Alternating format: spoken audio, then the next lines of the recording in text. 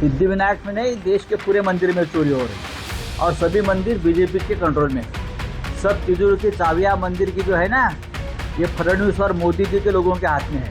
चोरी चोरी हो रही है भगवान के घर में। चलिए, क्यों भाई, क्यों? राम मंदिर की चोरी का मुद्दा उठाना ये अपराध है क्या? चोरी किसने की? बीजेपी के लोगों ने की। चंपत राय किसके आदमी है? बीजेपी का आदमी है। अनिल मिश्रा किसका आदमी है? बीजेपी का आदमी है। गोपाल राय कौन है? बीजेपी का आदमी है। नृपेंद्र मिश्रा कौन है? बीजेपी का आदमी है। उनके ऊपर एफआईआर नहीं है। 1400 करोड़ का घोटाला हुआ है राम मंदिर में। 500 करोड़ की दान पत्र चोरी हो गए। बड़े मस्ती छूट गई, छोटे छोटे बच्चों को अरेस्ट किया और हमने ये मुद्दा उठाया संसद में और बाहर, तो हमारे ऊपर एफआईआर लॉन्च होता है। शर्म नहीं आती है लोगों को?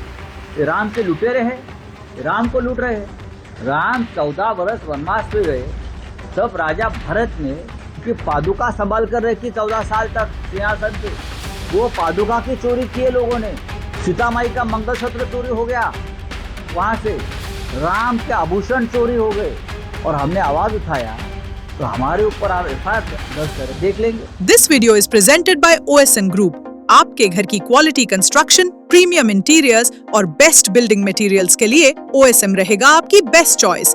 फ्री कंसल्टेशन के लिए जरूर विजिट करें OSM ऑफिस।